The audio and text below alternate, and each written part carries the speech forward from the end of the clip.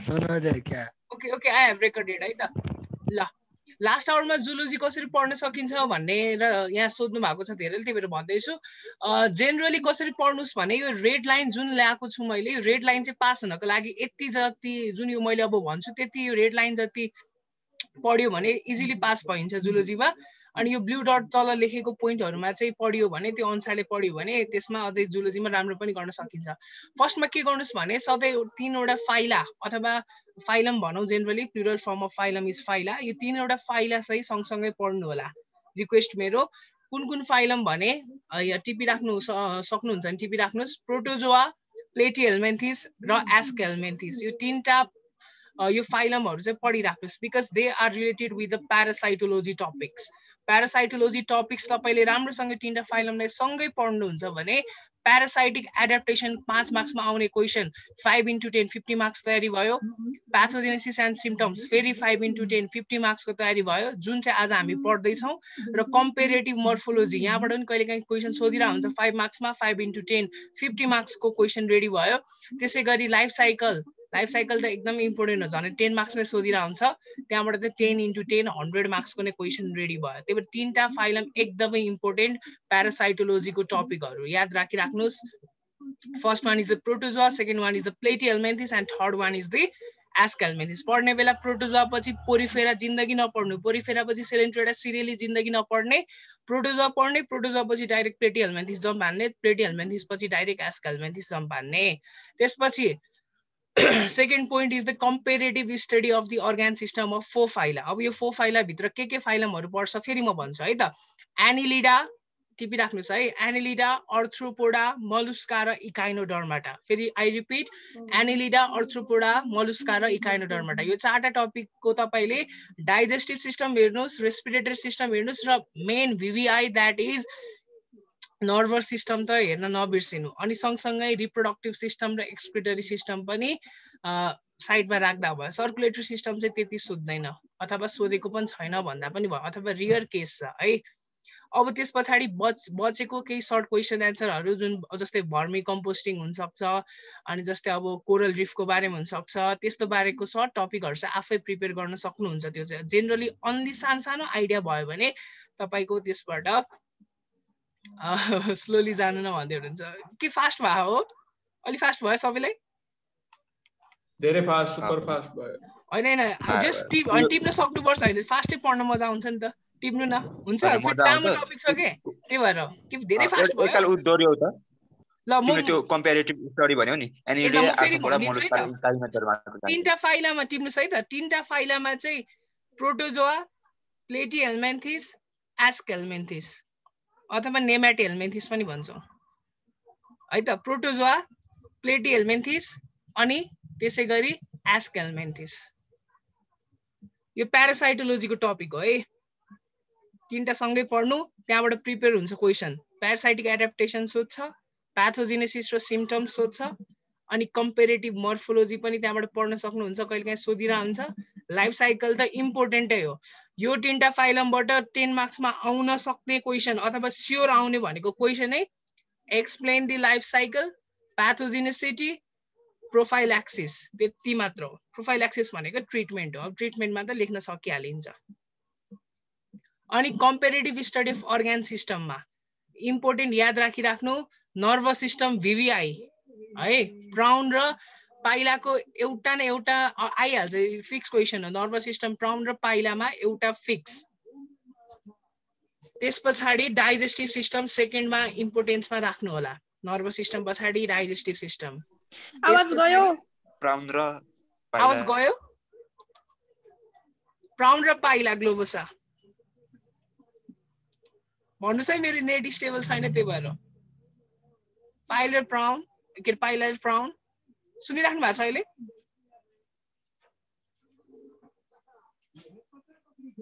सुनिराख्नु भएको छ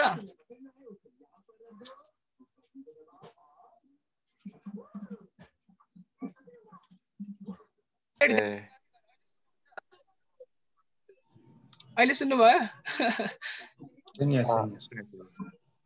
कस्तो नेट बीच बीचमा आज के भयो स्टेबल छैन के नेट केको आगे एकैछिन है ओके त्यसपछि पाइलासम्म पुग्नु भयो। पाइला र प्राउनको नर्भस सिस्टम पढ्नुस्। सेकेन्डमा डाइजेस्टिभ सिस्टम, अनि थर्डमा रेस्पिरेटरी, अनि एक्सक्रेटरी र सर्कुलेटरी चाहिँ अप्सनमा राख्दा हुन्छ। जेनरली क्वेसन सोध्दैन। यहाँसम्म भयो?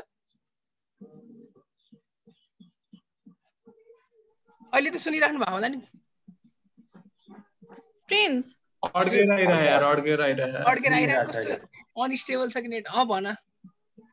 के रे उयो रिप्रोडक्टिभ चाहिँ पढ्नु पर्दैन? पढ्दा हुन्छ। उसको चाहिँ पढ्नु, युनियोको चाहिँ रिप्रोडक्टिभ एकदमै इम्पोर्टेन्ट। त्यो टिपिराख्नुहोस् युनियोको है। त्यस्तो चार्ट पठाइदियो न यार बरु। त्यो यसको यो प्राउनको पाइलाको नर्भस सिस्टम पढा भने म पढाउँछु त।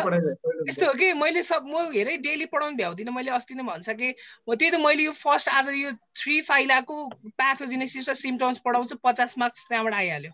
त्यसपछि अब कुनै दिन अर्ग्यान सिस्टम कम्पेयर गरेर पाइला र प्राउनको पढाइदिउँला नर्भस सिस्टम, भइहाल्छ। अनि त्यस पछाडि यदि गाह्रो लाग्छ भने जुलोजी गाह्रो लाग्छ भने सिस्टमेटिक क्लासिफिकेसन त नहेर्दा पनि भयो, काम छैन है। त्यसपछि माइनर फाइला त नहेरे नै हुन्छ। 5 वटा माइनर फाइला छ, त्यो नहेरे पनि हुन्छ। अनि त्यस पछाडि डिटेल स्टडी त नगरे नि हुन्छ। झनै पास मात्रै हुनु को लागि। ओके, अब त्यही त मैले भने चाहिँ के भन्नु ल के पो भन्यौ? ल ठीक छ, अहिले अलि भनौँ न पछि। ल ठिकै छ। अब हामी सुरु गर्छौँ है त। प्रोटोजोआको हामी पढ्छौँ प्लेटिहेल्मिन्थिस अनि एस्केल्मिन्थिस। एकदमै टक आइडिया मात्रै टिप्नु ल, सिम्पटम मात्रै टिप्नु ल, के हुँदा के हुन्छ भनेर। एकछिन आफूहरू सबैजना होइन अहिले डक्टर भएको फिल गर्नु, किनभने होल टपिक सिम्पटम्स भन्ने बित्तिकै it is of related with the medical science होइन। त्यही भएर के गर्नुहोस् भने एकछिन आफू डक्टर भएको फिल गर्नुहोस् है। अब हामी सुरु गर्छौँ। प्रोटोजोआमा हामीले जम्मी प्याथोजेनिक स्पेसिस पढ्नुपर्ने भनेको 3टा मात्र हो। हामीसँग 4वटा स्पेसिस छ टोटल। तर भर्टिसेला क्याम्प्यानुलाले ह्युमनमा अथवा कुनै पनि हस्टमा इफेक्ट गर्दैन। त्यसले प्यारासाइटिक मोड अफ न्युट्रिसन अथवा लाइफ देखाउँदैन। त्यही भएर भर्टिसेला क्याम्प्यानुलाको हामी डिस्कस गर्दैनौँ। बस त्योभन्दा बाहेक लेसम्यानिया डोनोभानी, इन्टामोइभा हिस्टोलाइटिका र ट्रिकोमोनस भ्याजाइनालिसको मात्र कुरा गर्छौँ। जियार्डिया ल्याम्लिया, अनि त्यसै गरी फेरि अर्को भनेको ब्याबेसिया बाइजेमिना अनि इमेरिया टेनेला। यो कोर्समा छैन है त। यो 3टा पढ्न पर्दैन। कतिजनाले पढिराख्नु भयो होला। यो 3टा अहिले कोर्समा छैन। अनि प्लेटिहेल्मिन्थिसको कुरा गर्नु पर्दाखेरि 3टा मात्र छ हाम्रो कोर्समा, टेनिया सोलियम, फ्यासियोला हेपाटिका र इकाइनोकोकस ग्रानुलोसिस। त्यसै गरी एस्केल्मिन्थिसमा हाम्रो 4वटा पढ्नुपर्छ हामीले, विचेरेरिया ब्यानक्रफ्टी, एन्सिलोस्टोमा ड्युडेनेल, इन्टेरोभियस भर्मिकुलारिस र मेलोइडोगाइन इन्कग्निटा। यति 4वटा। अब ध्यान दिएर सुन्नु है। यो कन्सेप्ट, यो नोट भनेर जुन मैले लेखेको छु, यो कन्सेप्ट बुझ्यो भने आदि सिम्पटम्सहरू इजिली कण्ठ गर्न पर्दैन। तर यो नै राम्रोसँग बुझ्नु भएन भने चाहिँ यु निड टु अब सब घोक्दिने हो। त्योभन्दा बाहेक केही अप्सनै छैन। त्यही भएर ध्यान दिएर हेर्नुहोस्। अस्ति उत्सवले एउटा कुरा के भनेको थियो भने तपाईँहरूलाई याद होला, सधैँ हामीले जस्तै अस्ति हेर्दा पनि आउटक्रपमा हेर्न जाँदाखेरि, जियोलोजीमा अथवा केही पनि हेर्न जाँदाखेरि जस्तै अपोजिट हुन्छ। जस्तै हामी पेसेन्टको हेर्दैछौँ भने अथवा कोही पनि व्यक्तिको हेर्दैछौँ भने हाम्रो लेफ्ट उनीहरूको राइट हुन्छ, हाम्रो राइट उनीहरूको लेफ्ट हुन्छ, ठ्याक्कै अपोजिट हुन्छ। सो यो फिगर पनि अहिले एउटा कुनै पेसेन्टको हो भनेर सोचिदिनु होला यस समय है। अब एउटा कुरा के याद राख्नु पर्यो भने यो यसरी एब्डोमिनल रिजनलाई डिभाइड गरिएको छ 9वटा सेगमेन्टमा। 3 3 जा 9, 9वटा सेगमेन्टमा डिभाइड गरेको छ। यो बीचको रिजन जहाँ तपाईँहरूको नाइटो छ, यो नाइटोको रिजनलाई हामी अम्बिलिकल रिजन भन्छौँ, जसलाई अङ्ग्रेजीबाट अम्बिलिकस भन्छ नाइटोलाई। त्यही भएर अम्बिलिकल रिजन भनेर नामकरण गरिएको यसलाई। त्यसै गरी सँगसँगै साइडमा है, यो अम्बिलिकसको साइडमा तपाईँहरूले पहिला भर्टिब्रेट्सको जुन भर्टिब्रेट कलम हड्डीहरू पढ्नु भएको थियो, त्यसमा लम्बर भर्टिब्रे भन्ने पढ्नु भएको थियो होला हो। त्यसैको कारणले गर्दाखेरि यसको साइड हो, जुन तपाईँले कम्बर भन्नुहुन्छ नि, कम्बरको साइड लेफ्ट र राइटलाई हामी के भन्छौँ? राइट लम्बर, लेफ्ट लम्बर, कम्बर लम्बर भनेर त्यसरी सम्झिन सक्नुहुन्छ। त्यसै गरी फेरि अम्बिलिकलको ठ्याक्कै माथि के हुन्छ? इपिग्यास्ट्रिक रिजन हुन्छ। इपिग्यास्ट्रिक किन नाम राखिएको? ग्यास्ट्रिक भनेको वर्ड स्टोमकसँग रिलेटेड हुन्छ। स्टोमक को ठ्याक्कै इपी भन्ने प्रिफिक्सले माथि जनाउँछ। त्यही भएर ग्यास्ट्रिकको पेटको रिजन भन्दा ठ्याक्कै माथिको रिजनलाई हामी के भन्छौँ इपी ग्यास्ट्रिक रिजन भन्छौँ। त्यसै गरी ठ्याक्कै पेट भन्दा तलतिरलाई हामी के भन्छौँ हाइपो ग्यास्ट्रिक रिजन भन्छौँ। हाइपो भन्नुको मतलब तलतिर भन्न खोजेको। अब त्यसै गरी यहाँ हामीलाई थाहा छ इलियम भन्ने पार्ट हुन्छ, जेजुनम ड्युडेनम इलियम भन्ने स्मल इन्टेस्टाइनको जुन यो इलियम पार्ट हो यिनीहरू सबै यो इलियम जुन यहाँ सिचुएटेड भएको छ त्यही भएर यसलाई हामीले लेफ्ट इलियक र राइट इलियक भनेर हामीले के गरेका छौँ यसलाई नेमिङ गरेका छौँ। र त्यसै गरी कोन्ड्रिया भन्ने एउटा कोन्ड्रियोन भन्ने शब्दले के जनाउँछ भने मेमोरी ग्ल्यान्ड जनाउँछ। अब ठ्याक्कै हामीलाई थाहा छ यो एब्डोमेनको माथि ब्रेस्ट अथवा मेमोरी ग्ल्यान्ड हुन्छ हो, त्यही भएर ब्रेस्टको अथवा मेमोरी ग्ल्यान्डको तल भएको कारणले गर्दा हामी यो रिजनलाई के भन्छौँ हाइपोकोन्ड्रियाक रिजन भन्छौँ। राइट र लेफ्ट भइहाल्यो। अब यहाँबाट थाहा पाउनु पर्छ जस्तै अब अहिले हामी पढ्छौँ एउटा मान्छेको लिभर दुखेको छ सिम्पटममा भनेर पढ्छौँ भने लिभर कहाँ छ त्यो कुरा जान्नु पर्यो। अब कहाँ कहाँ छ त लिभर राइट लम्बरमा छ, राइट हाइपोकोन्ड्रियाकमा छ, अर्को कहाँ छ इपिग्यास्ट्रिक रिजनमा छ। त्यही भएर अब लेख्दाखेरि के लेख्ने भने याद राख्नु एब्डोमिनल पेन मात्र नलेख्ने, एब्डोमिनल पेन सँगसँगै सिम्पटममा अब याद गर्नुहोस् राइट लम्बर राइट हाइपोकोन्ड्रियाक इपिग्यास्ट्रिक पेन भनेर लेख्यो भने टिचरले मार्क्स दिने चान्स धेरै हुन्छ। जस्तै अब एउटा फिमेल छ उसको फिमेलको तल्लो पेट दुखिरहेको छ होइन मेन्स्ट्रुएसनले गर्दाखेरि अथवा कुनै पनि स्पेसिफिक डिजिजले गर्दाखेरि भने हाइपोग्यास्ट्रिक हजुर फेरि सुरुबाट भन्नु तिमी लिभरमा मात्रै तिमी लिभरमा थिए। अब जस्तै ल सुन्नु है एउटा मान्छेको लिभर पेन भनेर एउटा कन्डिसन आयो होइन लिभर पेन भनेर कन्डिसन आयो भने त्यति बेला हामीले के लेख्नु पर्छ भने सिम्पटममा राइट लम्बर राइट हाइपोकोन्ड्रियाक इपिग्यास्ट्रिक पेन भनेर सिम्पटममा लेख्यो भने टिचरलाई एउटा इम्प्रेसन जान्छ किनभने यो मान्छेले एब्डोमिनल पेन अथवा एब्डोमिनल डिभिजन चाहिँ राम्रोसँग जानेको रहेछ भन्ने क्वेसन इम्प्रेसन जान्छ। त्यसै गरी फेरि यहाँ कोही एउटा फिमेलको मेन्स्ट्रुएसनको टाइममा पिरियडको टाइममा अथवा अरू कुनै पनि टाइममा एउटा जस्तै पेट दुख्ने समस्या हुन्छ तल्लो पेट दुख्ने समस्या, त्यो तल्लो पेट दुख्ने समस्यालाई अङ्ग्रेजीबाट हामी हाइपोग्यास्ट्रिक पेन लेख्यो भने त्यहाँबाट मार्क्स आउने चान्स बढी हुन्छ किनभने हाइपोग्यास्ट्रिक रिजनमा फिमेल रिप्रोडक्टिभ अर्ग्यान्सहरू लाई गरेको हुन्छ अथवा फिमेल रिप्रोडक्टिभ अर्ग्यान्ससँगको कनेक्सन यो रिजनमा हुन्छ। यसरी हामीले एन्सर गर्न सक्नुपर्छ है। अहिले मैले त्यहाँ सिम्पटम्समा नोट लेखेको छु, नोटमा चाहिँ आफै अर्ग्यान हेरेर कुन अर्ग्यानलाई एफेक्ट गरेको छ। जस्तै एउटा कोही मान्छेलाई एपेन्डिसाइटिस भएको छ अथवा एपेन्डिक्स इन्फ्लामेसन भएको छ भने उसलाई कुन पेन हुन्छ होला त पक्कै पनि राइट इलियक पेन हुन्छ। अब कुन रिजनमा कुन अर्ग्यान पर्छ त्यो कुरा चाहिँ आफै पढ्नु होला है त यो फिगर हेरेर ल। यहाँसम्म बुझ्नुभयो हो ल ठिक छ। बेसिक कन्सेप्टमा याद राख्नु प्यारासाइट र प्याथोजेन भनेको के हो भनेर प्यारासाइट भनेको हस्टमा डिपेन्डेन्ट हुने आफूले केही पनि गर्न नसक्ने नेपालीबाट भन्नुपर्दाखेरि कामचोर भन्दा पनि हुन्छ है। प्यारासाइट कुन बेला प्याथोजेन भइदिन्छ भने जस्तै अब मेरो बडीमा जुम्रा छ, जुम्राले मलाई केही पनि इफेक्ट गरेको छैन, मेरो बडीमा जुम्रालाई त्यति बेला प्यारासाइट मात्र भन्ने, तर जब त्यही जुम्राले मलाई अब इन्फ्लामेसन गराउँछ इन्फेक्सन गराउँछ अनि ममा कुनै प्रकारको डिजिजलाई ल्याइदिन्छ भने बल्ल त्यो प्यारासाइटलाई हामीले प्याथोजेन भनेर नेमिङ गर्नुपर्छ। डिफरेन्स बिट्विन प्यारासाइट र प्याथोजेन बुझ्नु है।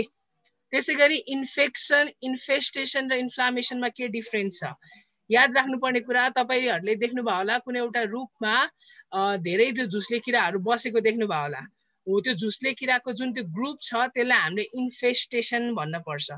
अथवा तपाईँको जुन टाउकोमा जुम्रा नै जुम्रा छ भने त्यो जुम्रालाई हामी इन्फेक्सन भन्न पाइँदैन, लाउसको इन्फेस्टेसन भन्न पर्छ। इट मिन्स द्याट कुनै पनि हस्टको बडी बाहिर है बडी बाहिर त्यस्तो प्रकारको छ भने त्यसलाई हामीले के भन्नु पर्यो त इन्फेस्टेसन भन्न पर्यो। इन्फेक्सन भन्ने टर्म चाहिँ हामी केलाई प्रिफर गर्छौँ भित्रलाई, इन्टरनल अर्ग्यान्समा केही भएको छ भने त्यति बेला मात्र इन्फेक्सन वर्ड युज गर्ने। र इन्फ्लामेसन चाहिँ के हो भने इन्फेक्सन भइसके पछाडि हाम्रो बडीको इम्युन सिस्टमले त्यसको रेस्पोन्समा केही उत्तर दिन्छ अथवा केही एन्सर दिन्छ र त्यो एन्सरले गर्दाखेरि हाम्रो बडीमा केही चेन्जेस आउँछ। इन्फेक्सनको विरुद्ध हाम्रो बडीका रहेका डब्ल्युबिसी ल्युकोसाइट्सहरू जुन छन् म्याक्रोफेजेसहरू तिनीहरूले इन्फ्लामेसन क्रिएट गराउँछ। र याद राख्नुपर्ने कुरा इन्फ्लामेसनको 5 वटा स्पेसिफिक क्यारेक्टर हुन्छ। के हुन्छ भने त्यो जुन स्पोटमा इन्फ्लामेसन भएको छ जुन ठाउँमा त्यो ठाउँ रेड हुन्छ, त्यो ठाउँमा हिट प्रोडक्सन हुन्छ र यही रिजन हो इन्फ्लामेसनले हिट पनि निकाल्ने भएको कारणले गर्दाखेरि हामीलाई कुनै पनि प्रकारको रोग लागेको छ भने हामीमा पाइरेक्जिया अथवा सिम्पली भन्नु पर्दाखेरि फिभर को ज्वरो आउनु एउटा कारण हुन्छ नि ज्वरो आउनुको कारण के रहेछ त इन्फ्लामेसन बढ्नु अथवा इन्फ्लामेसन कसरी बढ्यो इन्फेक्सन बढेर बढ्यो भन्ने कुरा चाहिँ आफैले थाहा पाउनु पर्यो त्यसैगरी पेन हुन्छ त्यो ठाउँमा र त्यो ठाउँ अलिकति पुरै रूपमा त नन फङ्सनल नहुन पनि सक्छ अब टाइम धेरै ट्रिट गरेन भने त नन फङ्सनल पनि हुन्छ जेनरली नन फङ्सनल नै हुन्छ भनेर हामीले भन्दा भयो र त्यो ठाउँ स्वेलिङ पनि हुन्छ यो 5 वटा क्यारेक्टरिस्टिक्स चाहिँ के हो त इन्फेक्सनको अगेन्स्ट इन्फ्लामेसन भइसके पछाडि त्यो इन्फ्लामेटरी पार्टले देखाउने यी 5 वटा क्यारेक्टरहरू हुन् अब प्याथोजेनेसिस इटियोलोजी र सिम्पटम्स र सिन्ड्रोममा पनि केही डिफरेन्स छ याद राखिराख्नुस्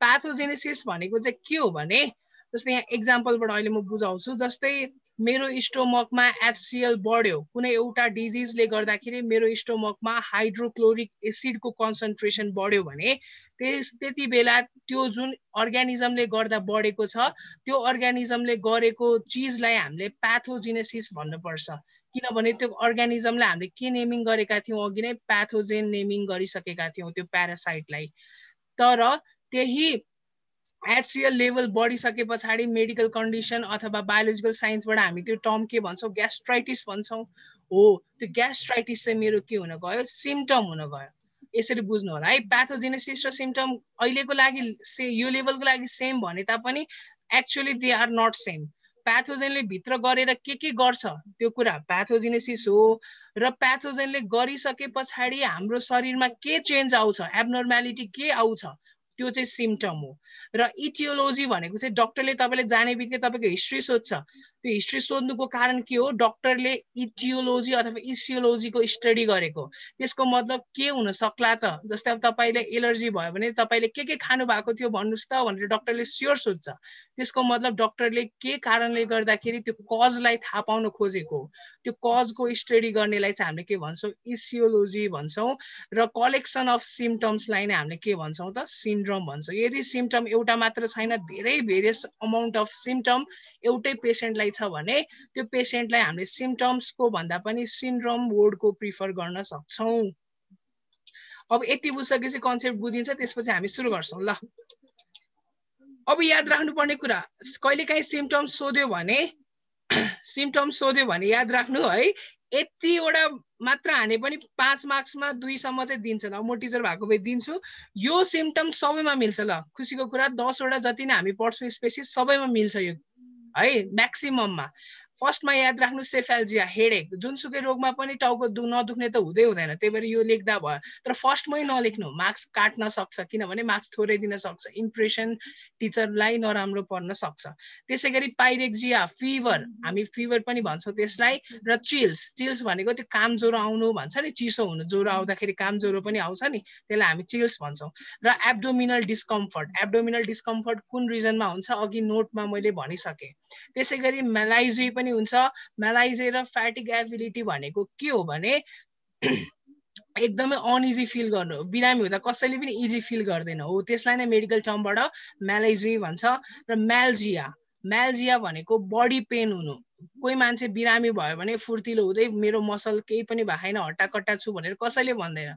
उसको मसलहरू एकदमै पेन गरिरहेको हुन्छ त्यसलाई हामी म्याल्जिया भन्छौँ र सँगसँगै डिजिनेस पनि फिल गर्छ एकदमै उसलाई अल्छी लाग्ने खालको हुन्छ अब भर्टिगो भन्छ यो भर्टिगो भनेको चाहिँ तपाईँहरूले याद गर्नुभयो होला कहिले पनि तपाईँ जस्तै दिउँसो सुत्नु भयो अरे 3-4 घण्टा धेरै लामो समय सुत्नु भयो अरे अनि झ्याप्पै उठ्दाखेरि तपाईँलाई जिउले तानेको जस्तो फिल हुन्छ होइन टाउको झ्याप्पै दुखेर ओहो म त लड्छु कि क्या हो जस्तो फिल हुन्छ मोसनमा बढी जाला जस्तो हुन्छ त्यसलाई हामी भर्टिगो कन्डिसन भन्छौँ डिसइक्विलिब्रियम भनेको इक्विलिब्रियममा बढी स्टेटमा नहुन सक्नु लड्ला जस्तो हुनु अनि लाइट हेडनेस भनेको इन्भाइरोमेन्टदेखि नै टाउको दुख्ने कहिलेकाहीँ टाउको दुख्छ नि बाहिर जस्तो स्पिकरमा कसैले गीत बजाइरहेको छ चराहरूले चिर्पिङ गरिरहेको छ कराइरहेको छ भने पनि टाउको दुख्न थाल्छ त्यो पनि हुनसक्छ डिजिज लागेको बेला अनि प्रेसाइन कोप भन्छौँ प्रेसाइन कोप भनेको नि त्यस्तै खालको अब म त मर्छु होला अब यो त म त केही गर्न नसक्ने खालको एउटा सर्टेन डिप्रेसन जस्तै डिजिनेस हुन्छ अनि इमेसुएसन भनेको 81 वेट गर्नु कुनै पनि रोग छैन त्यति साह्रो अब जेनरली कुनै त हुन सक्छ तर बिरामी हुँदा कसैको वेट बढ्यो भनेर कसैले पनि भन्दैनन् Am I audible? मेरो फेरि अनस्टेबल देखायो. Am I audible guys? सुनिरहेछ? Yes. ए ल इमेसिएसन भनेको वेट घट्नु, एक्सट्रिम वेट घट्नु. टिपी राख्नु है, म यहाँ लेखेको छुइनँ. एनोरेक्जिया भनेको खाना नपच्नु अथवा लस अफ एपेटाइट. कसैलाई पनि पुरा 10 थाल रुच्दैन हैन बिरामी हुँदाखेरि.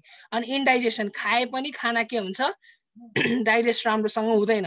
र नौजिया हुन्छ. नौजिया भनेको फिलिङ अफ भमिट, भमिट आउला जस्तो जस्तो हुन्छ. अनि डायरिया पनि हुन्छ र कन्स्टिपेसन पनि हुन्छ. डायरिया र कन्स्टिपेसन सँगै पनि हुन सक्छ फ्रिक्वेन्ट टाइममा, अथवा डायरिया मात्र भएर कन्स्टिपेसन नहुन पनि सक्छ. यो सिम्पटम्सहरू जेनरली तपाईले आयो भने 5 मार्क्समा लेख्नु भयो भने 2 मार्क्समा आउँछ. यो सबै नर्मल सिम्पटम्स त जेमा पनि हान्दिने, तर अन्तिममा मात्र है. फर्स्टमा मेजर सिम्पटम लेख्ने, अनि मेजर सिम्पटम सके पछाडी अब याद गर्न नसके पछाडी यो सबै हान्दियो भने टिचरलाई इम्प्रेसन राम्रो जान्छ.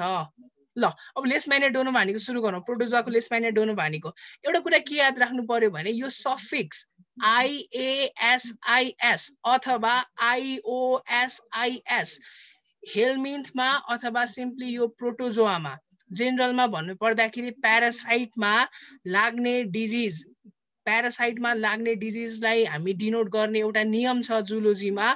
त्यो के हो भने जुन अर्गानिजमले डिजिज ल्याइदिन्छ, जस्तै लेशम्यानियाले त्यो डिजिज लाउने भयो, लेशम्यानिया त्यो अर्गानिजमको नाम पछाडि नै हामीले यो प्रिफिक्स जोड्नु पर्छ. IASIS अथवा IOSIS यो प्रिफिक्स जोड्नु पर्छ. त्यही भएर लेशम्यानियाले लाग्ने रोगलाई हामी के भन्छौँ, लेशम्यानियासिस भन्छौँ. यो कन्सेप्ट याद राखिराख्नु होला. त्यसैगरी एउटा कुरा के याद राख्नु पर्यो भने लेशम्यानिया भन्ने बित्तिकै रेटिकुलो इन्डोथेलियल सिस्टम त नाम कन्ठे हुनु पर्यो दिमागमा. अब रेटिकुलो इन्डोथेलियल सिस्टममा हाम्रो बडीमा कुन कुन अर्गान मिलेर बनेको हुन्छ भन्ने एउटा टेक्निक यहाँ छ. लौ बिहे सक्यो हैन, यो टेक्निक मैले +2 मा बनाएको थिएँ. हामीले +2 मा नि पढायो हो लेशम्यानिया डोनोभानी. लौबाट लिभर लेखिराख्नुस् है, लौबाट लिभर अर्गान, अनि बिहेको बबाट बोन म्यारो र सक्योबाट स्प्लिन है त. आई रिपिट, लिभर, बोन म्यारो र स्प्लिन, यो 3टा अर्गान मिलिकन रेटिकुलो इन्डोथेलियल सिस्टम बनाउँछ. त्यसैले अब लेशम्यानिया ले गर्दाखेरि लागेको लेशम्यानियासिस लागेको पेशेन्टमा के हुन्छ त, लिभर पुरै ड्यामेज, बोन म्यारो पुरै ड्यामेज, स्प्लिन पुरै ड्यामेज. त्यही भएर यो मेगाली भन्ने टर्म पनि याद राखिराख्नु. मेगाली भनेको यो सफिक्सले के अर्थ दिन्छ त, सुन्निनु. अब हेपाटो भनेको के हो, लिभर हो, हेपाटस वर्डबाट आएको. हेपाटोमेगाली भनेको के रहेछ, अब लिभर सुन्निदो रहेछ. अहिले पछाडि पिक्चर हेर्छौँ. जुनमा मैले यो डार्क लाएको छु है, ब्लक लेटरमा अथवा बोल्ड लेटरमा बनाएको छु. त्यो बोल्ड लेटरमा बनाएको चाहिँ मैले पछाडि फोटो राखेको छु, त्यहाँ तपाईँले हेर्न सक्नुहुन्छ. बडी क्लियर हुन्छ त्यस पछाडि है. साउन्ड सानो आइरह हो, चिच्याउनु पर्ने बेला भयो. ओके, साउन्ड सानो आइरह हो. अरूलाई नि साउन्ड सानो छ हो? मेरोमा चाहिँ काटी आइरह अहिलेसम्म. अनक्लियर छ आवाज. अनक्लियर काटी आइरह. अहिले कस्तो छ? अनि यहाँ डोनोभानीको तिम्रो जुन भन्यो त्यसपछि अहिले अडिबल. ल ठिक छ. यो रेटिकुलो इन्डोथेलियल सिस्टम भित्र 3टा अर्गान पर्छ, लिभर, बोन म्यारो र स्प्लिन. र यो मेगाली वर्डले चाहिँ सुन्निने अर्थ दिन्छ है त, ठुलो.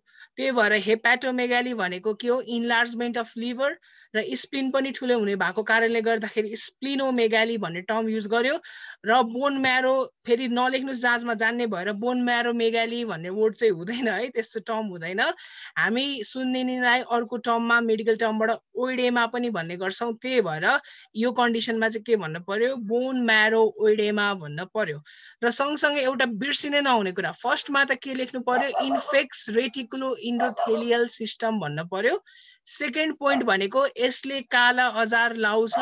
काला अजार लाउनुको कारणै के हो भने पेक्युलियर डार्कनिङ अफ स्किन. जसलाई लेशम्यानियासिस लागेको छ त्यो पेशेन्टको पुरै स्किनको कलर कालो भइदिन्छ. यति यो मेन पोइन्टहरू चाहिँ छुटाउन भएन. यति मेन पोइन्ट लेखेपछि मार्क्स आउँछ. अहिले आवाज आएन होला, फेरि पनि अनस्टेबल देखायो. आवाज आइरह सागर आवाज आयो एकै बेला चाहिँ अनक्लियर आउँछ अहिले यस्तो सोधे बेला चाहिँ क्लियर सुनिन्छ मेरोमाथि आवाज गएकै छ कि हो आज पुरै गइरहेछ आवाज मेरो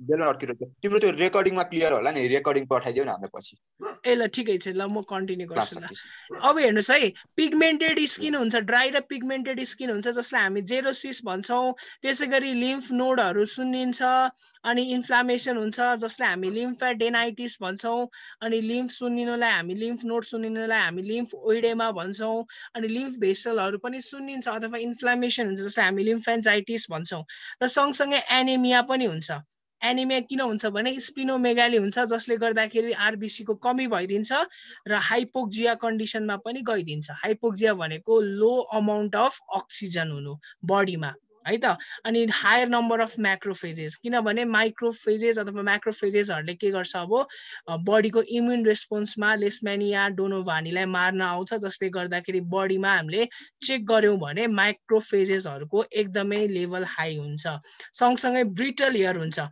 कपाल त छुने बित्तिकै टुक्रा टुक्रामा यत्तिकै भाँचिन्छ है स्टिक भाँचे जस्तै कपाल पनि टुक्रा टुक्रामा भाँचिन्छ जसलाई हामी मेडिकल कन्डिसनबाट ट्राइकोरेक्सिस नोडोसा भन्छौँ नजान्दा पनि भयो ब्रिटल हेयर हुन्छ भनेर मात्र भन्दा नि भयो अर्को कन्डिसन भनेको एलोपेसिया भनेको कपाल झर्ने कन्डिसन क्यान्सर पेसेन्टमा हुन्छ नि कपाल झर्ने कन्डिसन त्यसलाई हामी एलोपेसिया भनेका छौँ है अब यति लेखे पछाडि बल्ल नोटको युज गर्ने नोटको युज कसरी गर्ने भने अघि मैले भने जस्तै अब एब्डोमेनमा लिभरलाई इन्फेक्ट गर्दो रहेछ स्प्लिनलाई इन्फेक्ट गर्दो रहेछ यति दुईटा अर्गानलाई इन्फेक्ट गर्दो रहेछ भनेपछि अब अघिको नोट सम्झिने कुन ठाउँमा एब्डोमिनल डिस्कम्फर्ट र एब्डोमिनल पेन हुन्छ भनेर अब त्यही अनुसार अब लेखिदिने है त त्यो अनुसारले लेखिदिनु होला राइट जस्तै अब लेख्दाखेरि लिभरको लागि के लेख्नु पर्यो राइट लम्बर राइट हाइपोकोन्ड्रियाक इपिग्यास्ट्रिक पेन भनेर लेख्ने अनि नर्मल सिम्पटम पनि त्यस पछाडि लेख्यो भने 5 मा 4.5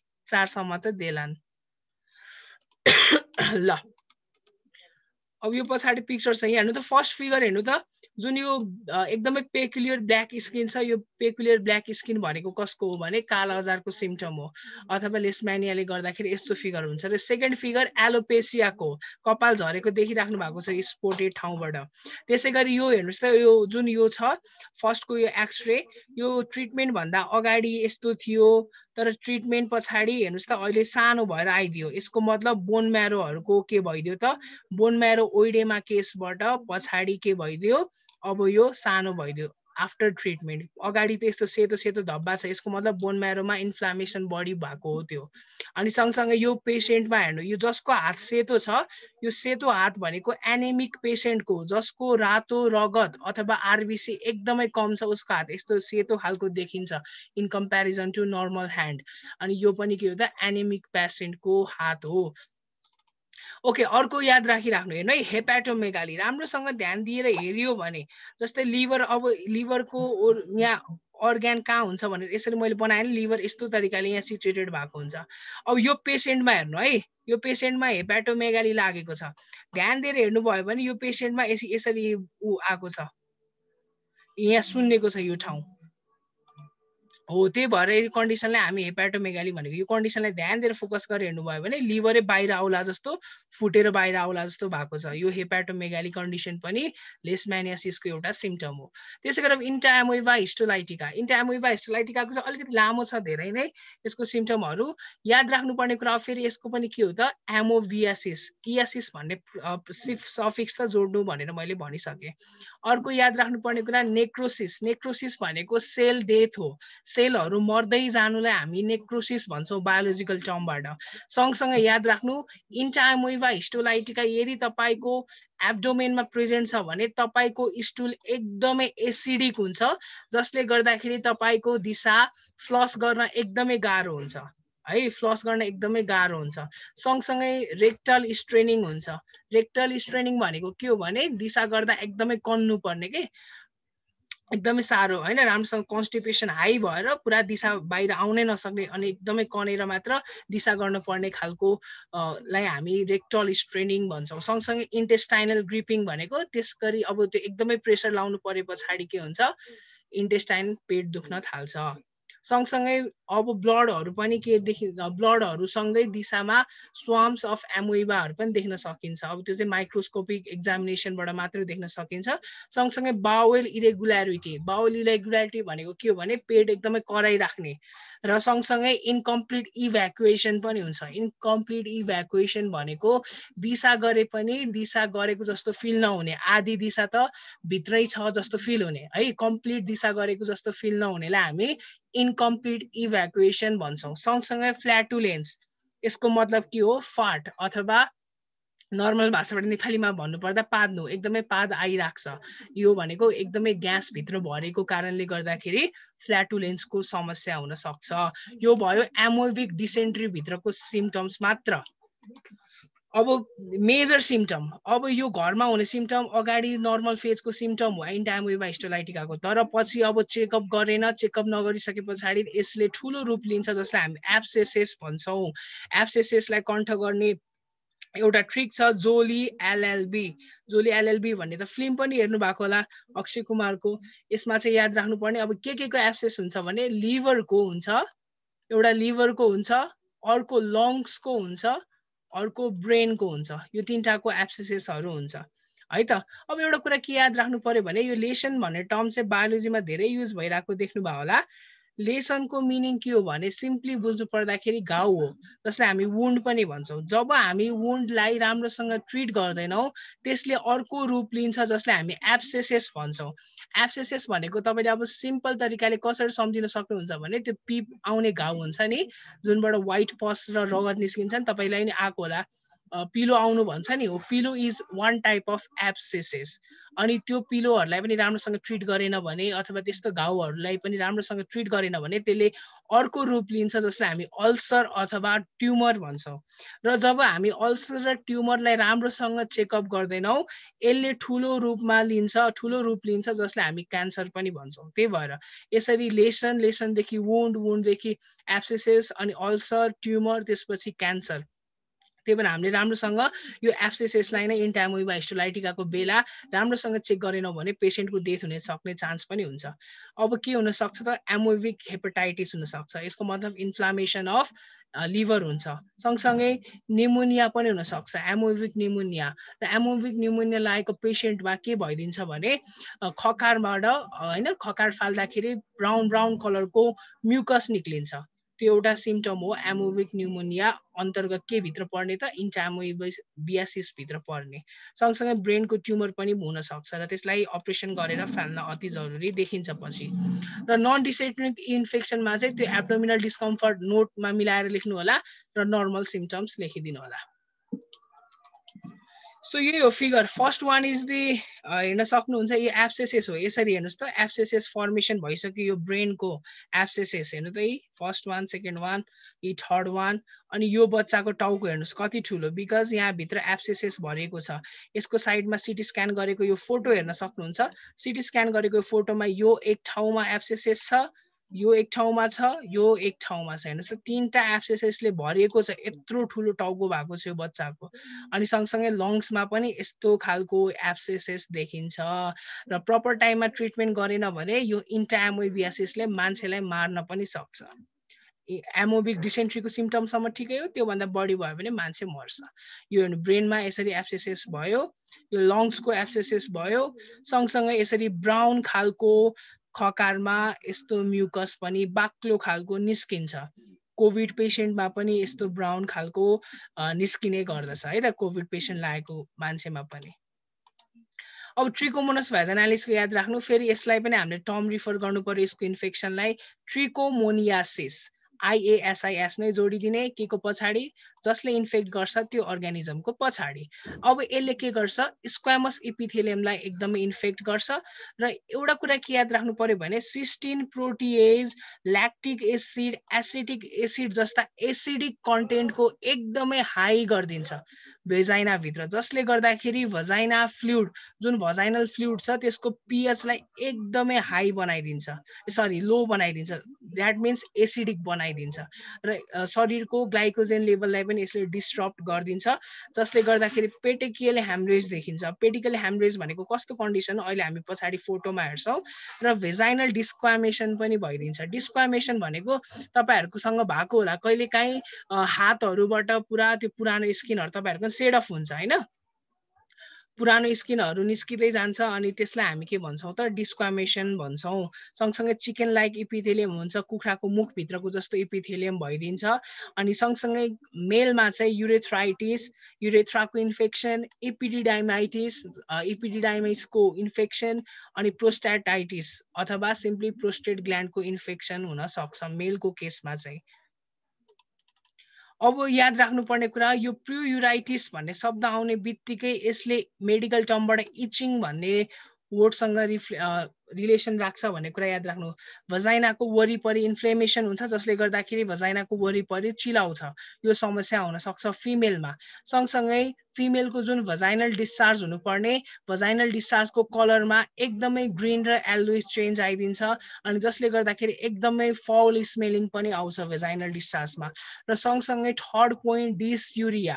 डिसयुरिया भनेको पेनफुल युरिनेसन, युरिन जब गर्न जान्छन् मिक्चुरेसनको टाइममा पिसाब गर्ने बेला एकदमै पोल्छ अथवा दुख्छ, यसलाई हामी डिसयुरिया भन्छौँ।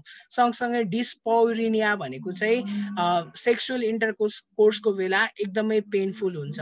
अनि अर्को भनेको भर्बल इराइथेमा छ, यसको मतलब भल्भाको वरिपरि रातो स्ट्रक्चर हुन्छ अनि एकदमै सुन्निएर भल्भा एकदमै ठुलो हुन्छ। सँगसँगै एउटा कुरा चाहिँ याद राखिराख्नुपर्ने, यो कुरा चाहिँ बिर्सिँदै नबिर्सिनु, ट्रिकोमोनस भजाइनालिसमा स्ट्रबेरी म्युकोसा हुन्छ। यसको मतलब सर्भिक्स हेर्दाखेरि स्ट्रबेरी जस्तो देखिन्छ, अहिले पछाडि हामी फोटो हेर्छौँ। सँगसँगै इन्डोमेट्रियम वालको इन्फ्लामेसन हुन्छ जसलाई हामी इन्डोमेट्राइटिस भन्छौँ। सँगसँगै फेलोपियन ट्युबको पनि इन्फ्लामेसन हुन्छ जसलाई हामी फायोसाल्फाइन्जाइटिस भन्छौँ। सँगसँगै युरिनरी ट्र्याक्ट इन्फेक्सन पनि हुन्छ। र नियोनेटमा यदि त्यो आमाले बच्चा जन्मायो भने त्यो बच्चामा पनि न्युमोनिया देख्न सकिन्छ जसलाई हामी नियोनेटल न्युमोनिया भन्छौँ। र नियोनेटल कन्जक्टिभाइटिस पनि देख्छौँ जसले गर्दाखेरि बच्चाले आँखै खोल्न सक्दैन, कचेराले उसको आँखा पुरै भरिदिन्छ कन्जक्टिभाइटिसले गर्दाखेरि। त्यसै गरी एउटा कुरा के याद राख्नु पर्यो भने यो नोट त भइहाल्यो। सँगसँगै अब यो फिमेलमा चेक गर्ने दुईटा मेथड छ, first one is the speculum method and second one is the bimanual examination. यो दुईटा मेथडले हामी ट्रिकोमोनियासिस लागेको पेसेन्टलाई चेक गर्न सक्छौँ, डक्टरहरूले गर्छन्। अब पछाडि यो फोटो हेर्न सक्नुहुन्छ, first one is the speculum. यो के गर्छन् भने डक्टरहरूले सिम्पली भजाइना भित्र इन्सर्ट गरेर त्यहाँबाट उनीहरूले त्यो भजाइनल डिस्क्वामेसन छ कि छैन, सर्भिक्स कस्तो छ भनेर चेक गर्छन्, first method. And second one is the bimanual examination, जुन डक्टरले आफ्नो फिङ्गर इन्सर्ट गर्छन् अनि त्यहाँबाट माथिबाट सर्टेन बेलीमा पुस गर्छन्, जुन हाइपोग्यास्ट्रिक रिजन भनेको थिएँ मैले, र त्यहाँबाट स्ट्रक्चर कस्तो छ त भनेर त्यहाँबाट डक्टरले आफ्नो फिङ्गरद्वारा अब्जर्भ गरेर त्यहाँबाट पनि इन्फ्लामेसन भयो कि भएन भनेर उनीहरू डक्टरहरूले थाहा पाउँछन्। सँगसँगै यसरी चेस्ट एक्सरे, अब नर्मल चेस्ट एक्सरे त डक्टरलाई मात्रै हेर्न आउँछ, तर पनि एउटा मलाई पनि अलिअलि त हेर्न आउँछ, जस आफूहरूले पनि के याद चाहिँ राखिराख्नु भने एक्सरे हेर्दाखेरि, नर्मल एक्सरे हेर्दाखेरि सधैँ यो रिब केज जुन छ, रिब केज अनि हार्ट बाहेक अरू पोर्सन पुरै ब्ल्याक आउनुपर्छ अथवा सिम्पली गाढा कालो आउनुपर्छ। यदि त्यहाँ ढुस्स परेको हावा जस्तो सेतो आएको छ, जस्तै सेकेन्डमा हेर्नुहोस् त, यो ठाउँमा एकदमै धेरै हावा जस्तो ढुसीले भरेको जस्तो देखेको छ अनि यो ठाउँमा पनि सानसानो हावाहरूको जस्तो देखिएको छ। यो कोभिड लागेको पेसेन्टमा त झन् एकदमै पुरै हावाले भरेको छ। हो यस्तो खालको एक्सरे देख्नुहुन्छ भने पक्कै पनि अलिकति एबनर्मल एक्सरे हो भनेर अनुमान आफैले लाउन सक्नुहुन्छ है। त्यसै गरी पछाडि यो अघि मैले भनेको पेटिकल ह्यामरेज भनेको यस्तो खालको धब्बा धब्बा यो रगतहरू जमेर यसरी इन्फेक्सन क्रिएट गर्छन्। सँगसँगै यहाँ एपिडिडाइमाइटिसको पनि फिगर हेर्न सक्नुहुन्छ, यतापट्टि इन्फ्लामेसन भएर एकदमै रातो भइसकेको छ मेलको केसमा। त्यसै गरी यहाँ स्ट्रबेरी म्युकोसा, अघि मैले जुन भनेको थिएँ स्ट्रबेरी टाइप अफ म्युकोसा भइदिन्छ इन केस अफ जुन ट्रिकोमोनियासिस लागेको फिमेलमा। सँगसँगै यहाँ नियोनेटमा अघि मैले भनेको थिएँ कन्जक्टिभाइटिस, यो बच्चाले आँखै खोल्न सकेको छैन, कचेराले एकदमै भरेर उसको आँखा पुरै ड्यामेज भइसकेको छ। These are some of the symptoms of the trichomonas vaginalis. अब के गर्नु, ट्यानिया कन्टिन्यू गर्नु, धेरै लामो छ यो त यिनीहरू त। यो म स्लाइड सेयर गर्छु, आफै पढ्नु न ल बरु, हुन्छ? राख्नु भएको छ? हेलो पढाउन, यस्तो मजा आइरहेको। पढाउनु झ्याउ लाग्यो कि भनेर आफूहरूलाई? मलाई झ्याउ त लाग्दैन। तिमीसँग टाइम छैन भने पछि पढाउँदा नि हुन्छ, नत्र चाहिँ अहिले पढाइ नि। अनि आफूहरूलाई के छ, मेरो आवाज आइरहेको अहिले क्लियर कि बीच बीचमा जान्छ? ल ठिक छ। ल त्यही अब योसम्म केही कन्फ्युजन छ? तीनटा हामीले भ्यायौँ है, कन्फ्युजन छ? सुन न, हजुर त्यो एब्सेसिसको केसमा के त्यो अल्सर ट्युमरहरू भनेको अब जुनसुकै एब्सेसिसको केसमा मात्र हो कि यो स्पेसिफिक यसमा चाहिँ हो? नाइ मैले भन्न खोजेको यस्तो हुन्छ, जुनमा पनि नर्मलमा के हुन्छ भने, एकछिन ल, लेट मी गो ब्याक। एउटा कुरा के याद राख्नु पर्यो भने लेसन भन्ने एउटा हामीले याद राख्नु पर्यो। लेसन भन्ने टर्म होइन, लेसन भन्ने टर्मको फर्स्ट स्टेज भनेको वुन्ड हो अथवा सिम्पल खालको घाउ। जस्तै तिमी इन्जुरीमा पर्यो होइन, इन्जुरीमा परिसकेपछि तिम्रो घाउ हुन्छ पक्कै पनि, त्यो घाउलाई तिमीले ट्रिट गरेनौ भने अब त्यसले नै ठुलो रूप लिन्छ। ठुलो रूप लिइसके पछाडि तिमीले जस्तै अब हस्पिटल गएनौ, ट्रिट गरेनौ भने 1 हप्तापछि तिमीले त्यो घाउलाई थिच्दाखेरि त्यहाँबाट पिप निस्किन सक्छ कि सक्दैन? हो, त्यो कन्डिसनमा पुगेको लेसन अथवा त्यो कन्डिसनमा पुगेको वुन्डलाई अब तिमीले एब्सेसेस भन्नुपर्छ। अब त्यो एब्सेसेस पनि एकदमै इन्फेक्ट हुँदै गयो, एकदमै ठुलो ठुलो हुँदै गयो, सुन्निँदै गयो भने अब त्यसले चाहिँ बल्ल ट्युमर देखाउन सक्छ के। अब त्यो ट्युमरलाई नि राम्रोसँग ट्रिट गरेन, काटेर फ्यालेन भने चाहिँ बल्ल क्यान्सर हुन सक्छ। त्यो तरिकाले त्यो स्टेजमा सबै कुरा माथि माथि माथि बढिरहन्छ। बुझे प्रश्न? टेनिया सोलियमको कुरा गरौँ। टेनिया सोलियमले अब गराउने भनेको टेनियासिस हो सिम्पली, यो त थाहा भइहाल्यो, अघि नै भनिसक्यो। सँगसँगै एब्डोमिनल डिस्कम्फर्ट गराउँछ, नोट र नर्मल सिम्पटमबाट यो पढेर आइहाल्छ। अब याद राख्नुपर्ने कुरा के हुन्छ भने टेनिया सोलियम भनेको पिगको मासु खाएर, मिजली पोर्क खाएर लाग्ने हो है, यो कुरा याद राख्नु। त्यही भएर त्यस्तो पेसेन्टमा नर्भस डिसअर्डर एकदमै देखिन सक्छ, एकदमै म्याक्सिमम। इन्सोम्निया भनेको फिलिङ अफ अस्लिपनेस होइन, निन्द्रै नलाग्नुलाई हामी इन्सोम्निया भन्छौँ। सँगसँगै इपिलेप्टिक फिट्स भन्छ, तपाईँहरूले देख्नु भएको होला, इपिलेप्सी अथवा नेपालीबाट छारे रोग भन्छ। छारे रोग लागेको कोही देख्नु भएको होला, झ्याप्पै झर्छ होइन। नेपालीहरूको बानी के हुन्छ भने मजा सुँगाइदियो भने त्यो छारे रोग लागेको मान्छे फेरि उठ्छ भन्छन्। आई हेभ अल्सो सिन है, एउटा दाई त्यस्तै थियो, ग्राउन्डमा हामी फुटबल पहिला खेलिरहेको बेला एउटा दाईको त्यस्तै रहेछ छारे रोग लाग्ने समस्या, अनि हि फेल डाउन, अनि उहाँको साथीहरूले मजा सुँगाइदिएको and he stood up. I was amazed के होइन। अब त्यो के हो थाहा छैन, त्यसको रिजन केही साइन्टिफिक रिजन छ कि छैन। हो, त्यस्तो इपिलेप्सी पनि लाग्न सक्छ टेनियासिसले गर्दाखेरि। अब एउटा कुरा के याद राख्नु पर्यो भने टेनिया सोलियमको लार्भालाई हामी सिस्टी सर्कस लार्भा भन्छौँ, र सिस्टी सर्कस लार्भाले माइग्रेट गरिसके पछाडि अब याद राख्नुपर्ने कुरा के हुन्छ भने जब हामी प्लेटिहेल्मिन्थिसको लेभलमा आयौँ नि, अब प्लेटिहेल्मिन्थिसको लेभलमा आइसके पछाडि जुन प्रोटोजोआको त्यो प्रोटोजोन भन्दा प्लेटिहेल्मिन्थिसको किराहरू त अलिकति ठुलो हुन्छ। किराहरू ठुलो भइसके पछाडि अब यिनीहरू ऱ्यापिड माइग्रेसन गर्छ, यताउता माइग्रेसन गर्छ, बडीको हरेक पार्टसम्म जहाँ जहाँ पुग्न सक्छ सबैतिर पुगिदिन्छ। त्यही भएर सिस्टी सर्कस लार्भाले माइग्रेट गरेर जुन कन्डिसन निकालिदिन्छ बडीमा एब्नर्मालिटीको, त्यसलाई हामी सिस्टी सर्कोसिस भन्छौँ। र एउटा कुरा के याद राख्नुपर्छ भने टेनियासिस भन्दा सिस्टी सर्कोसिस एकदमै डेन्जर हुन्छ झनै। यसले लिभर, आइज र ब्रेन जस्ता अर्ग्यानहरूलाई एकदमै फ्याटल कन्डिसनमा एकैचोटि लान सक्छ। जस्तै लिभरलाई कसरी सुन्नाइदिएर हेपाटोमेगाली गरेर, सँगसँगै सिस्टिक सर्कोसिस एउटा ओकुलर सिस्टिक सर्कोसिस भन्ने एउटा छ, त्यसले गर्दाखेरि आँखामा यत्रो ठुलो डल्लो जस्तो आएर बसिदिन्छ, अहिले हामी हेर्छौँ। र सँगसँगै नर्भस डिसअर्डर, इपिलेप्सी जस्तो छारे रोग नै लगाइदिन्छ। र छारे रोग त जेनेटिक्सबाट एक पुस्तादेखि अर्को पुस्तासम्म सर्छ भन्ने पनि भनाइ छ मान्छेहरूको। अब यो यसको सिम्टम्सहरूको फोटो हेरौँ है त। जस्तै अब यो सेकेन्ड यहाँ छ फिगर, यतिकै नै सेयर गरेँ है मैले, त्यो गरिनँ, जुम गरेँ देखिन्छ होला। यो आँखामा डल्लो देखिराख्नु भएको छ सानो, यसलाई नै हामी के भन्छौँ त अकुलर सिस्टिसर्कोसिस र यो एउटा फिगर जुन देखिराख्नु भएको छ यो मान्छेलाई निन्द्रा लागेको छैन यो मान्छेलाई के कन्डिसन भन्नु पर्यो त नर्भस डिसअर्डर इन्सोम्निया भएको छ भन्न पर्यो र यो थर्ड फिगरमा हेर्नुस् त एउटा केटी झ्याप्पै बेस भएको छ यो कन्डिसनमा के भएको त यो केटीलाई एपिलेप्टिक फिट्स भएको एपिलेप्सी लागेको पेशेन्टलाई जुन त्यो सदमा लाग्छ त्यसलाई नै हामीले के भन्छौँ त एपिलेप्टिक फिट्स भन्छौँ है ओके यति नै हो अनि त्यसपछि नर्मल सिम्पटम थप्नु अनि एब्डोमिनलको त्यो जुन मैले भनेको छु त्यो अनुसारले थपिदिनु अब फ्यासियोला हेपाटिकाको कुरा गरौँ फ्यासियोला हेपाटिकालाई लाग्ने के हो त फ्यासियोलियासिस यो त थाहा भइसक्यो सबैलाई IASIS अथवा IOSIS लाउने पछाडि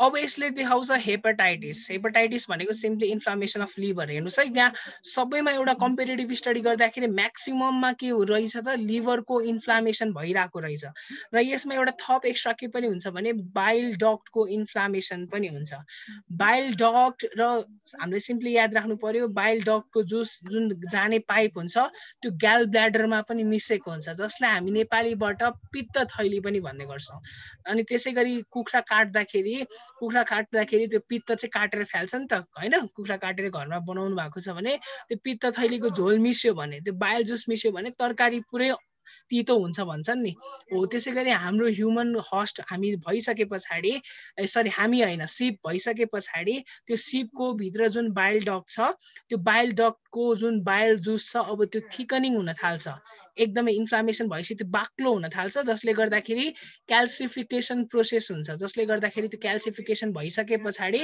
अब त्यो जुन लिक्विड स्टेटको बाइल जुस थियो अब त्यो केमा परिणत हुन्छ त स्टोनमा परिणत हुन्छ जसलाई हामी के भन्छौँ त ग्याल स्टोन भन्छौँ पत्थरे भन्छौँ जेनरली अब त्यो सिपलाई के हुन्छ पत्थरे फ्यासियोला हेपाटिका मान्छेलाई लाग्दैन है जेनरली अब सिप र उसलाई लाग्ने हो अब त्यसको मासु खायो भने त अभियसली लागिहाल्छ तर जेनरली हामी कुरा गर्छौँ प्राइमरी सिपको र सँगसँगै सेकेन्डरी हस्ट कसको स्नेलको कुरा मात्र गर्छौँ यो हामीले अहिले सिपको कुरा गर्दैछौँ मान्छेमा नि यही हुने त हुने हो अब त्यहाँ के हुन्छ त ग्याल स्टोनहरू आउँछ ग्याल ब्ल्याडरमा र ग्याल ब्ल्याडरको इन्फ्लामेसनलाई हामी के भन्छौँ कोलेसिस्टाइसिस भन्छौँ है यो टर्म्सहरू चाहिँ याद राखिराख्नु अब स्नेल जसलाई पनि सेकेन्डरी हस्ट उसलाई पनि इन्फेक्सन हुन्छ अब स्नेल के हुन्छ त ठुलो साइजमा हुन्छ मोटो भएर हुन्छ अनि एक दिन मोटो भएको एक दुई दिन पछाडि मरिहाल्छ इन्फ्लामेसनले गर्दाखेरि अब नर्मल सिम्पटम्स र नोटहरू पनि आफूले लेख्नु होला अब हेरौँ है त कस्तो हुन्छ भनेर जुन एउटा सिपको लिभर देखाएको छ हेपाटाइटिस भएको सिपको लिभर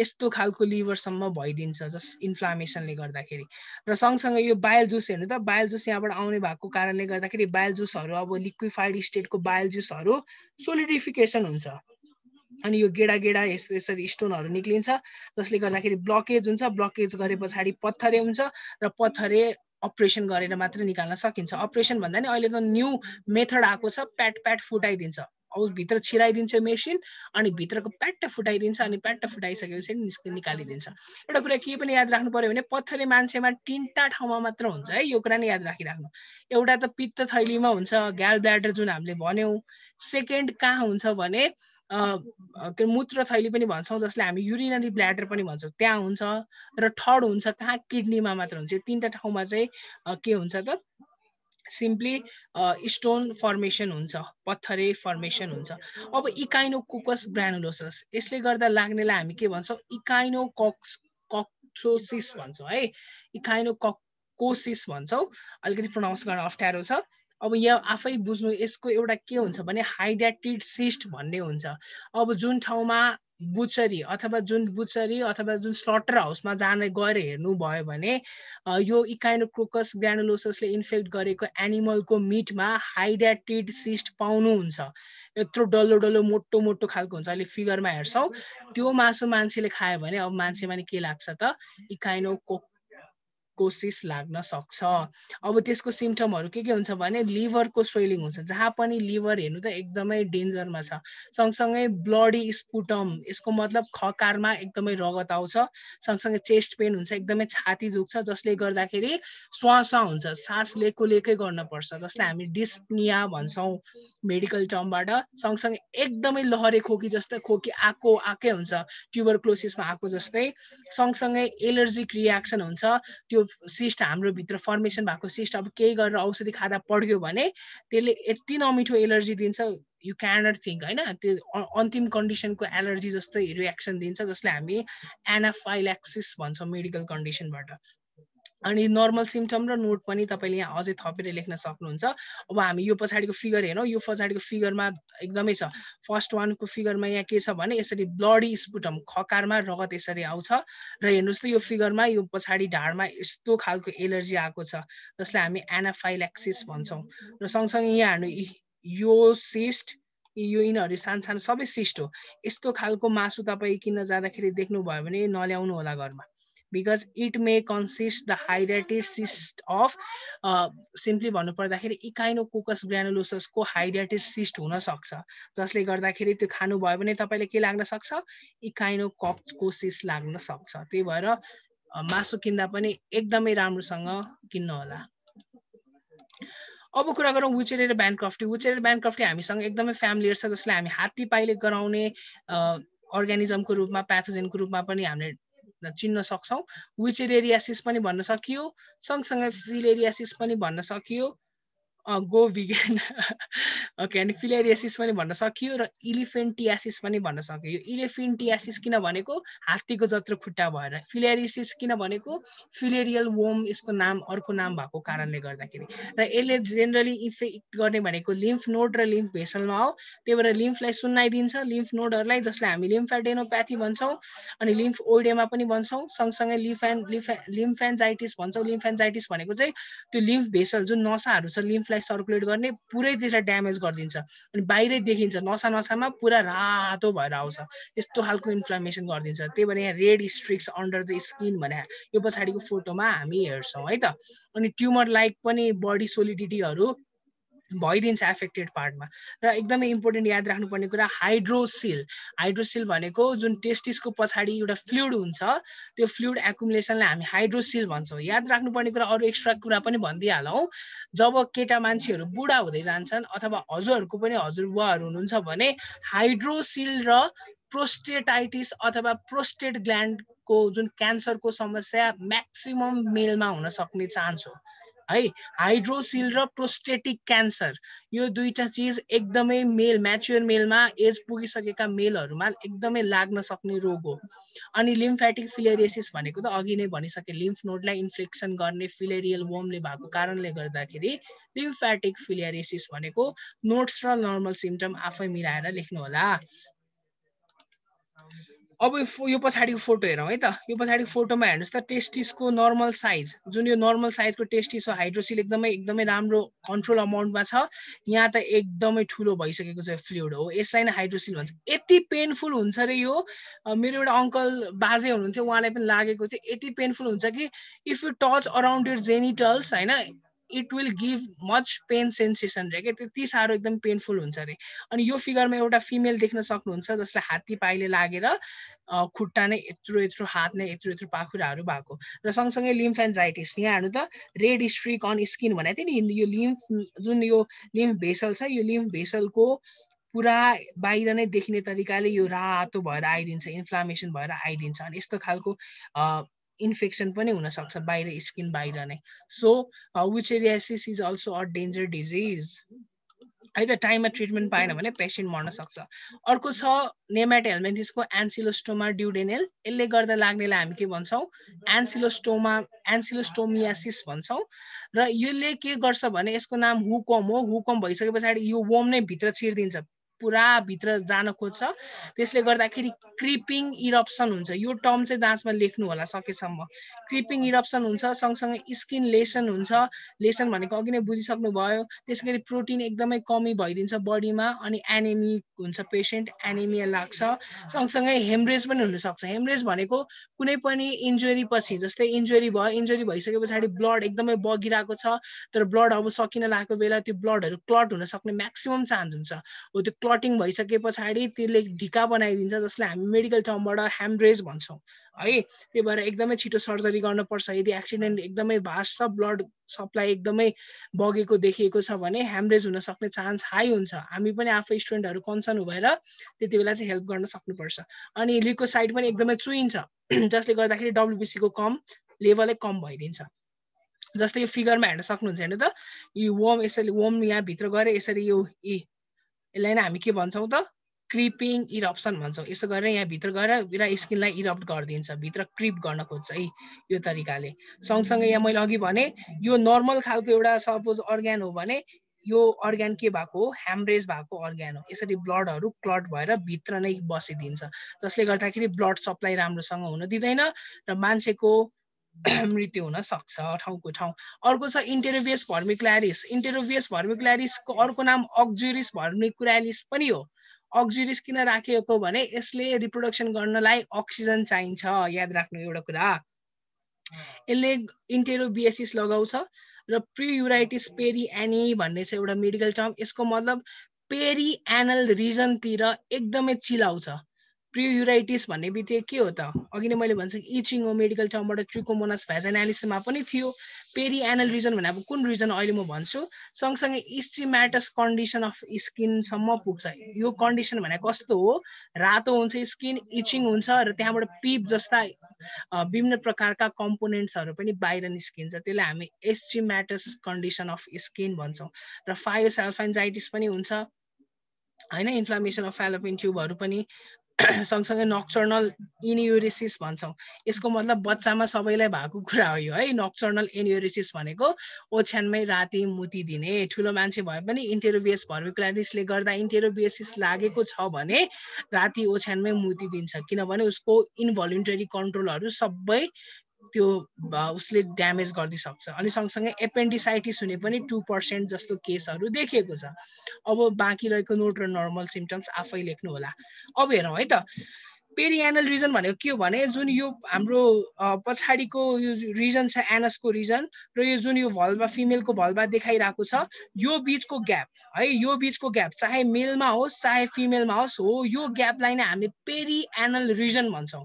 यो ठाउँमा एकदमै इचिङ हुन्छ, किनभने यो ठाउँमा इचिङ हुनुको कारण के हो भने यहाँ जुन इन्फेक्टेड यो इन्टेरोएमोबिसिसबाट इन्फेक्टेड जुन पेसेन्ट छ उसको एनसबाट बाहिर निस्किन्छ वर्म नै। एनसबाट बाहिर निस्किन्छ, हावामा आउँछ, हावाबाट अक्सिजन लिन्छ, अक्सिजन लिइसकेपछि फेरि भित्र पुटुक्क छिर्छ अनि त्यसपछि फेरि रिप्रोडक्सन गर्छ हो, जसले गर्दाखेरि इचिङ हुने चान्स एकदमै हाई हुन्छ। अनि यो फिगरमा देख्न सक्नुहुन्छ बच्चाहरूको कन्डिसनमा छ भने बच्चाहरूले त्यसरी इचिङ गर्छ अनि हात धुँदैन, हात नधोइसके पछाडि के गर्छ फेरि त्यो हात मुखमा लान्छ, मुखमा लगिसके पछाडि फेरि इन्फेक्सन हुन्छ, जसलाई हामी अटो इन्फेक्सन पनि भन्ने गर्छौँ है। अनि यहाँ हेर्नु यो बच्चाले राति पिसाब फेरेको छ बिचरा, जसलाई हामी के भन्छौँ नक्चर्नल इन्युरिसिस भन्छौँ। र कहिलेकाहीँ यसरी यो जुन एपेन्डिक्समा इन्फ्लेमेसन पनि हुनसक्छ, जसलाई हामी एपेन्डिसाइटिस भन्न सक्छौँ। सँगसँगै लास्ट वान जसलाई हामी मेलोइडोगाइन इन्कग्निटा भन्छौँ। नेमाट हेल्मेन्थिसमा हामीले जति पनि अघि 3टा पढ्यौँ सबै एनिमलको रिलेटेड मात्र पढ्यौँ। यो मेलोइडोगाइन इन्कग्निटा मात्र हो जसलाई हामी फाइटोनेमाटोड भन्छौँ, जसले चाहिँ प्लान्ट्सलाई एफेक्ट गर्छ। अब प्लान्टलाई एफेक्ट गरिसके पछाडि के हुन्छ भने वाटर र न्युट्रिएन्टको एकदमै कमी हुन्छ प्लान्टलाई, जसले गर्दाखेरि प्लान्टको लिफहरू के हुन्छ येलोइस्ट कलरको हुन्छ, विल्टिङ कन्डिसनमा हुन्छ। विल्टिङ भनेको एकदमै पानी नपाएर पुरा झोक्रिनु जस्तो हो। अनि स्टन्टिङ भनेको चाहिँ सिम्पली प्लान्टको रिटार्डेड हुन्छ, ग्रोथै रिटार्ड हुन्छ, जुन हाइट एटेन गर्नुपर्ने त्यो हाइटसम्म पुग्दैन, जसले गर्दाखेरि रुट्सहरूमा बल्ब्स जस्ता ट्युबर्स जस्ता स्ट्रक्चरहरूमा के हुन्छ स्वेलिङ हुन्छ। स्वेलिङ भइसके पछाडि त्यो राम्रोसँग प्रपर ग्रोथ एन्ड डेभलपमेन्ट हुन सक्दैन र रुट सिस्टम एकदमै रेड्युस हुन्छ र अर्ली सेनेसेन्स हुन्छ। सेनेसेन्स भनेको एजिङ जस्तै हो, जसले गर्दाखेरि छिटो मृत्यु आउँछ त्यो प्लान्टहरूको। एकैछिनमा जति बाँच्नु पर्ने हो त्यति बाँच्दैनन् र सेनेसेन्सको समस्याले उनीहरू छिट्टै मर्छन् है त। यति फिगर यहाँ हेर्न सक्नुहुन्छ। अनि जस्तै यो फर्स्ट फिगर भनेको रेड्युस रुट सिस्टम हो। रुटमा यस्तो खालको हेर्नुहोस् त, यो रुटमा डल्लो डल्लो स्ट्रक्चरहरू आएको छ, जसले गर्दाखेरि मेलोइडोगाइनको इन्फेक्सनले गर्दाखेरि। र यहाँ विल्टिङ छ, यो पोटाटो लिफहरू सबै विल्टिङ भएको छ, झुक्रिएको अवस्था छ। यो पनि कन्डिसन कसले गर्दा भएको हो मेलोइडोगाइनले।